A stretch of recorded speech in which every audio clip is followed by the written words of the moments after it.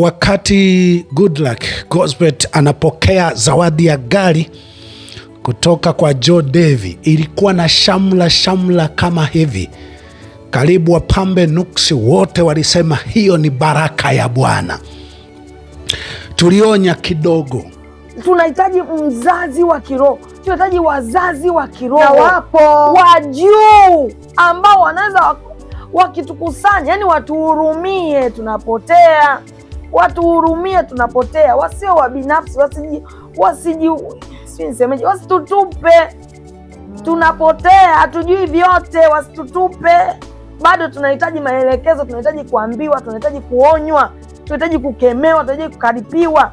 So hata sisi, hata kama tunahitaji hao watumishi wa Mungu. Kwani wanatukataa watumishi wa Mungu wakubwa? Wanatukataa, hawataki kutuita, hawatuongeleshi, wanaita wakati wanahitaji. Mimi nahuzunika sana kwamba mimi nilitegemea binafsi kwamba angeweza kutukusanya, hata akatuonya, akatukemea, akatuelekeza kama mpako mafuta wa Bwana, akatuelekeza kwamba mimi watoto, acheni hapa, fanyeni hivi, fanyeni hivi, acheni hiki, mtaumia hapa, yani hivyo, kutuonya, kutukemea. Nikirudi kwenye pointi yangu, sio wote, sio watumishi wote ambao unafikiri wanaweza kupata kibali kuongea na sisi manguli.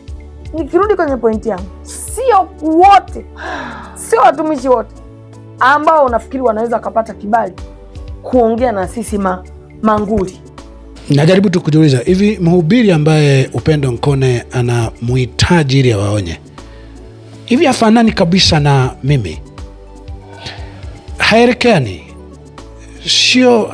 Okay, anyway, mimi nataka tu nijipendekeze kwamba ikiwa kweli anataka maonyo, basi hii ni part 3 ya maonyo ya hukumu kabla ya hukumu. Ayasikilize na mwingine msaidie kusikiliza. Lakini kama maonyo anayohitaji sio haya, mnasema maonyo yenyewe inatakiwa ungemuita, ungewakalisha. Hakuna mzazi ambaye anapewa masharti na mtoto wake. Vinginevyo uwe Wanyakyusa anasema isigwana mtoto usiye na mzazi aliyekuzaa. Mzazi humkemea mwanae kwa simu, mbele ya watoto wengine, mbele ya ndugu zake. Yesu hakuwahi kuwaita kina Petro kuwakemea faragani, pembeni. Wala hakuna mwanafunzi mtume aliyemwita mtu aliyekosea pembeni. Anania, njoni nikuonyee pembeni huku. Safira, njoni niwaonyee pembeni huku. Petro, kwa kuwa umekosea hapa mbele za watu, njoni kuonyee pembeni huku. Yesu, Paulo wakati anamuonya Petro wakati pale, njoni kuonyee pembeni huku, sio hadharani, sio mbele za watu. Yesu akina Paulo, akina Petro anakosea, akina Yohana anakosea, anawaambia rudi nyuma shetani, hamjui ni roho ya namna gani iliyo ndani yenu. Sikuwahi kuona mtu ambao utamuita baba, utamuita mchungaji, utamuita kiongozi, ataonya pembeni. Hii ya pembeni ni ya wachungaji hawa malaya. Hizi mbwa hizi ndo zinaona nikiweka wazi hapa na huyu naye mweka wazi, au wale nao zini nao na kufanya nao uchafu, na wenyewe wataweka wazi mambo yangu. Mimi iwe kanisani au popote, naamini Biblia ni mfano mzuri wa jinsi ya kuonya. Unamuonya mmoja, wanajifunza 100,000 kwa kosa hilo moja. Hebu sikiliza maonyo haya. Wakati Goodluck Gozbert anapokea zawadi ya gari kutoka kwa Joe Davy, ilikuwa na shamla kama hivi. Karibu wapambe nuksi wote walisema hiyo ni baraka ya Bwana. Tulionya kidogo, lakini sasa tuna mfano na kujulisha ya kwamba hii sadaka ya Upendo Nkone itakuwa na maruelue kuliko ile ya Gozbert. Hii baraka mnayoita baraka ya Upendo Nkone itakuwa na maruerue marefu moja kuliko ya Gozbert. Na ninachomwambia Hapa sasa inasimama ni neno la Elia na neno la manabii 400. Simameni manabii 400, pigeni te, kwea ukafanikiwe, upendo kwea Hili neno la Mikaya linasema upendo usiende, usichukue kabisa. Yaani hiyo zawadi usichukue kabisa, sio uchukue ukauze, usichukue kabisa. Angamiza Amaleki wote. Najua ngoma ilivyo ngumu. Ugumu wa hii ngoma ni kwamba usipochukua itaonekana umewasikia wahaini, kwa sababu inawezekana akina sisi ndo tulio na makosa ya wahaini. Itaonekana utajiweka kwenye hatari kwa mwaga damu. Kwa inabidi ufanye kama umechukua, ili wewe ndo utajua, hutaitumia. Wenyewe wanataka tu kukuweka alama, kukupaka, yani onekana tu kwenye hilo tukio. Chukua tu hicho kitu. Na kipimo cha mcha Mungu, kipimo cha mtu wa Mungu hasa huwa kinaonekana kwenye wakati na mazingira kama haya.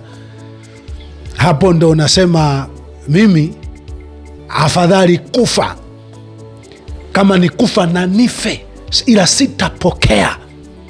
sitapokea hata kama Balaki aniletee, anipe chumba kimejaa fedha. Hapa ndo panaonekanaga kipindi cha mtu anayekuwa amekoka, anayejua maandiko yanasema tulikuja uchi, tutaondoka uchi. Kuishi ni Kristo, kufa ni faida. Kwa sababu kuna oya. Nataka niwaambie, naenda kusoma maandiko hapa, kwamba karibia watu wote walifanya makosa kwa aidha kuogopa watu au kushawishiwa na watu au kutaka kuwapendeza watu. Yani sio mimi, ni njaa. Ndio njaa, sio kwamba ajala, njaa kwamba kuna watu wamechanga, kuna watu wamenipa, kuna watu wananitaka. Makosa yote makubwa yaliyoleta madhara makubwa kwa wahusika na watu wengine yamesababishwa na watu kuogopa watu wanaowasifu, wanaowashawishi, wanaowatishia, wanaowapongeza na vitu kadha wa kadha. Sasa mimi naahidi kabla sasa maandiko hapa, naahidi. Mmesema mnapeana Alhamisi Mlimani City. Ijumaa subiri hukumu. Wanasema usihukumu, mimi na hukumu. Ijumaa subiri klipu ya hukumu, natoa klipu ya hukumu. Ndio utajua sisi ndo tunao hukumu. Mwanadamu dunia ndo anaye hukumu na ndo atakaye hukumu watu nakoita kwa Mungu. Kama utaki kuelewa ile Wakorinto wa kwanza sura 2, sura 6 mstari wa 2 na 3. Kama utaki kuelewa, subiri hukumu.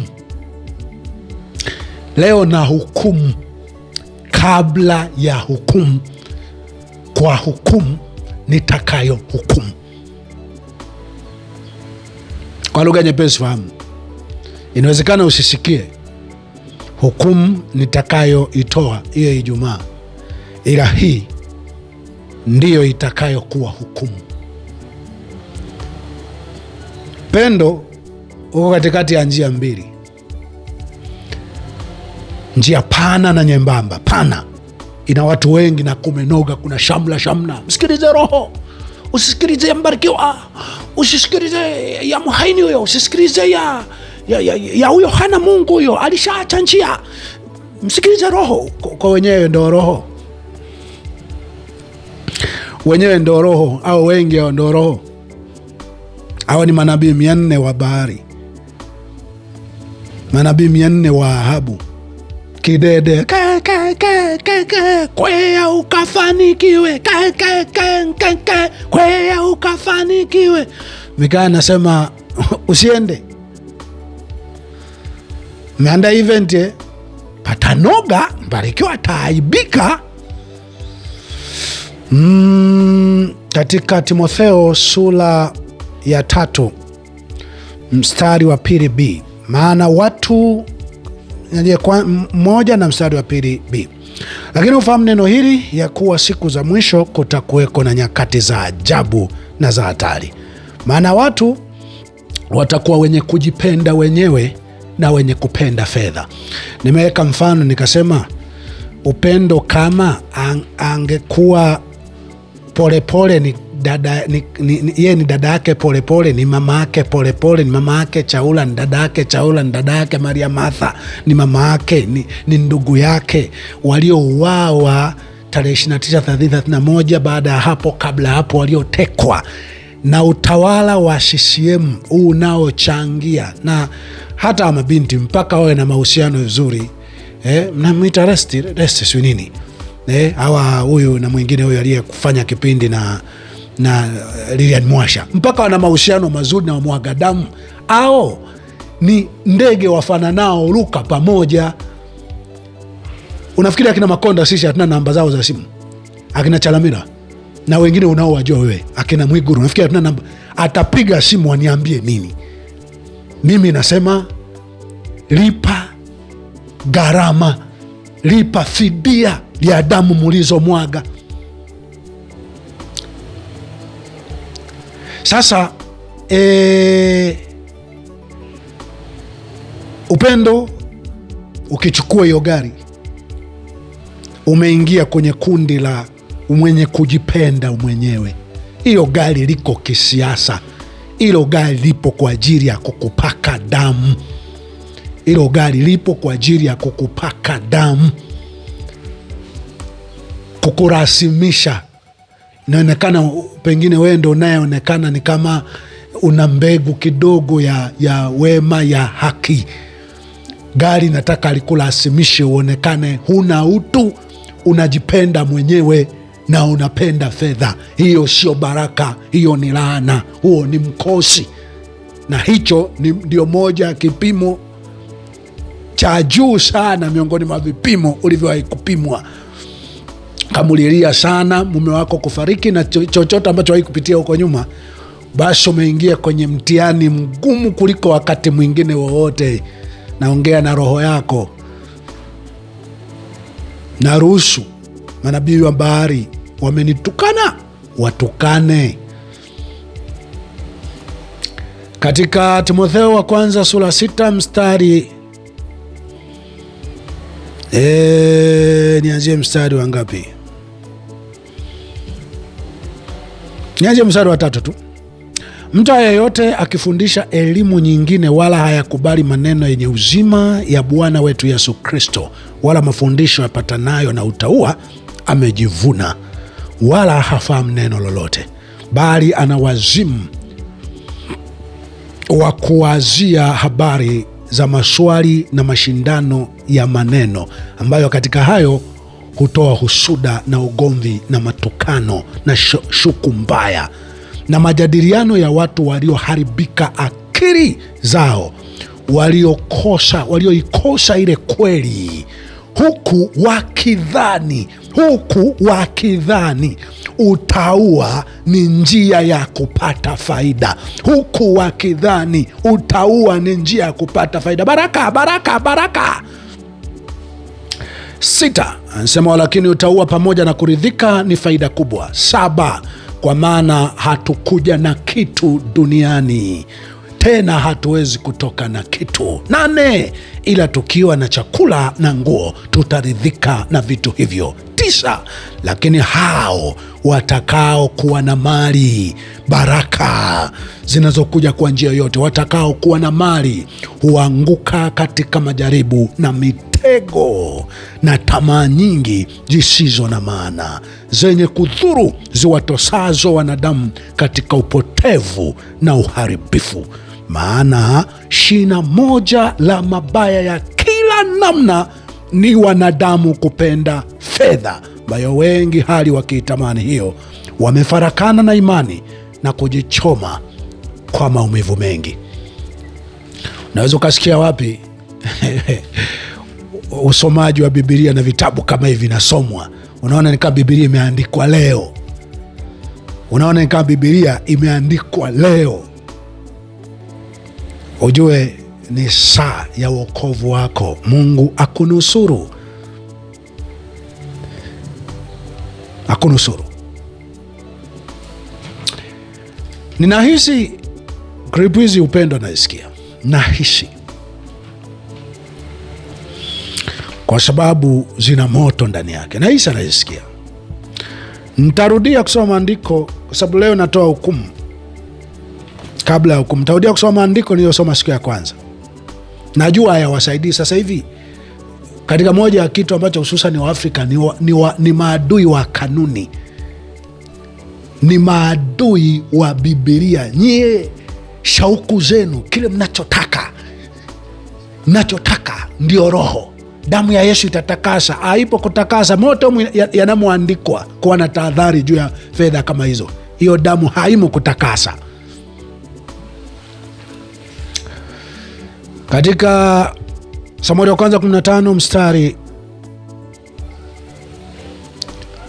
wa 14, Samueli akasema, maana yake nini basi hiki kilio cha kondoo masikioni mwangu na huu mlio wa ng'ombe naosikia? Sauli akasema, watu wamewaleta kutoka kwa Waamaleki, maana watu waliwaacha hai kondoo na ng'ombe walio wazuri ili wawatoe dhabihu kwa Bwana Mungu wako, nao waliosalia tumewaangamiza kabisa. Ndipo Samueli akamwambia Sauli, ngoja nami nitakwambia neno aliloniambia Bwana usiku huu. Naye akamwambia, haya sema. Basi Samueli akasema, ingawa ulikuwa mdogo machoni pako mwenyewe, je, hukufanywa kuwa kichwa cha kabila la Israeli? Naye Bwana akakutia mafuta uwe mfalme wa Israeli. Kisha Bwana akakutuma safari, akasema, enenda ukawaangamize kabisa, kawaangamize kabisa. Upendo usipokee kabisa. Sio upokee ukauze, sio upokee usitembelee, sio upokee, usipokee kabisa. Ina damu. Huu sio wakati wa kupokea gari wakati pana vilio kwa njia hizo, na ambao kwa sehemu kubwa wahusika ni wale wanaokukabidhi sadaka wakiwa wameloa damu kwenye mikono. Usipokee. Kaangamize kabisa, kaangamize kabisa Amaleki, kaangamize kabisa. Usipokee kabisa, na watu wajue hujapokea. Ikiwezekana toa statement kwamba hapana, mimi jamani, asanteni, ila hicho kitu hapana, badilisheni matumizi, pengine fanyeni mnachokitaka, mpeni mwingine. Hapo ndo utaona uchaguzi wa njia pana na nyembamba. Lakini nataka mtapokea mbarikiwa aibike. Stende. Upigane nao hata watakapoangamia. 19. Mbona basi hukuitii sauti ya Bwana, bali ukazirukia nyara, ukafanya yaliyo maovu machoni pa Bwana?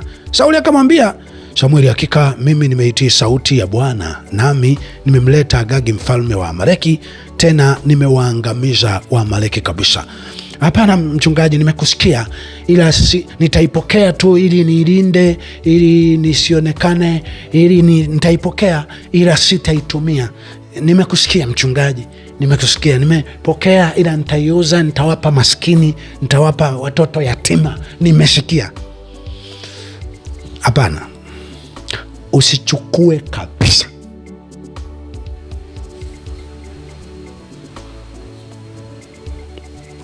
Usichukue kabisa.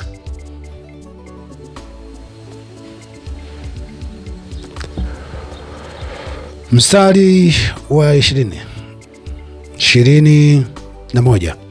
Ila watu waliteka nyara kondoo na ng'ombe walio wazuri katika vitu vilivyowekwa wakfu, kusudi wavitoe dhabihu kwa Bwana Mungu wako huko Gilgali. Watu, sio yeye mchungaji, na kuelewa, ila watu. Hakuna anayefanyaga kosa kubwa. Hawa akina Samia, akina Makonda hawajaua ni wao. Ukimuuliza nakwambia mimi nimeua sisimizi tu. Hawajaua ni wao. CCM hawajaua ni wao. Kamuuliza yoyote, sio aliyeua. Watu ili apate hicho cheo, watu walimwambia njia ya kupata cheo ni kuua. Ni watu. Makosa yote yenye madhara makubwa anayofanya mtu hutumwa na watu, hutishwa na watu, hushawishiwa na watu, huogopa watu, hupongezwa na watu. Lakini huwa inakuwepo sauti ya Mikaya inasema usiende. Sasa ukija sauti ya Ahabu kwamba mwekeni jela mpaka nitakaporudi kwa amani, na kwa hivyo ukirudi kwa amani, Bwana hakusema nami. 22. Naye Samueli akasema, je, Bwana huzipenda sadaka za kuteketezwa na dhabihu sawasawa na kutii sauti ya Bwana? Angalia, kutii ni bora kuliko dhabihu na kusikia kuliko mafuta ya beberu. Kwani kuasi ni kama dhambi ya uchawi na ukaidi ni kama ukafiri na vinyago. Kwa kuwa umelikataa neno la Bwana, yeye naye amekukataa wewe, usiwe mfalme. Natoa hukumu kabla ya hukumu. Upendo umewekwa kati ya njia mbili, ya laana na mauti, baraka na uzima. Usipokee. Na maizia kwa kusoma maandiko ambayo niliyasoma siku ya kwanza, kwamba wakati huu ambao watu wanalia ndugu zao, bibi, ungeungana na maandiko yasemayo lieni pamoja na wanaolia. Hao walioleta vilio kwa watu wanapokuletea zawadi, alimaarufu mnaita baraka, na kusi sana ikatae. Ikiwa ungekuwa mama yake Polepole, usingeweza kupokea mchango wa gari kwenye wakati kama huu. Mume wake Maria Martha, pengine watoto wake, usingeweza kupokea gari kwenye wakati kama huu lililotokana na mazingira kama hayo.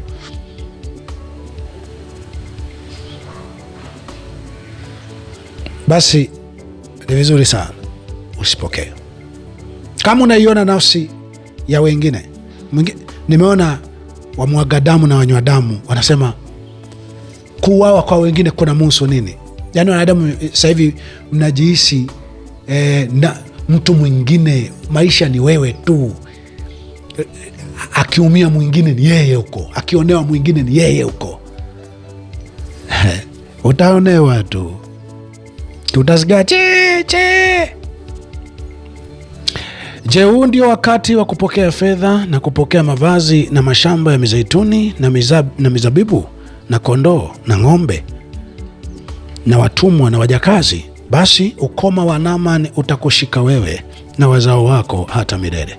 Naye akatoka usoni pake mwenye ukoma kama theluji. Hiyo ni Wafalme wa Pili sura 5 mstari wa 26 na 27.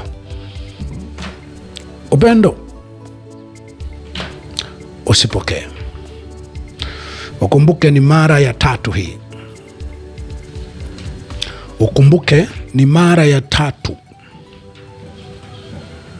na kujia na ujumbe huu.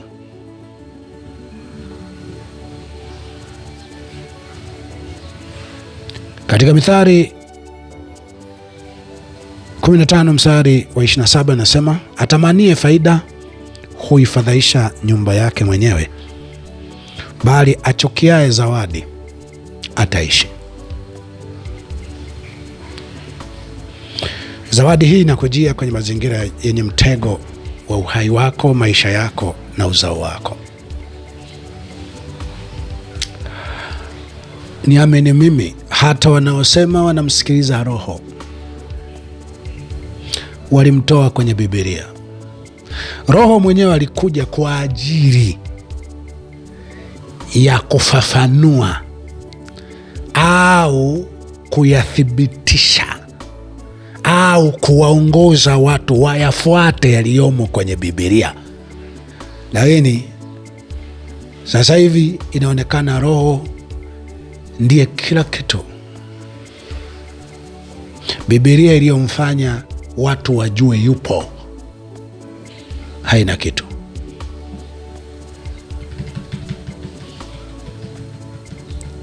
Chungwa ukilifanya ndo kila kitu, ukaudharau na kuukata mti uliosababisha chungwa liwepo, hutakuja kuona maana ya chungwa kwenye mwili wako. Utakula hilo, utakunya, alafu utalipata lingine. Thamini sana mti uliofanya chungwa liwepo. Thamini sana miti iliyofanya machungwa yawepo kuliko machungwa yenyewe. Haijalishi umevuna mangapi, usikate miti ya machungwa. Haijalishi mtakuwa na shamla kiasi gani, sipuuze Biblia iliyojulisha baraka ya Mungu iko. Sichukue baraka, usipokee baraka, usiite baraka damu za ndugu zako. Asante na hongera kwa kunisikiliza.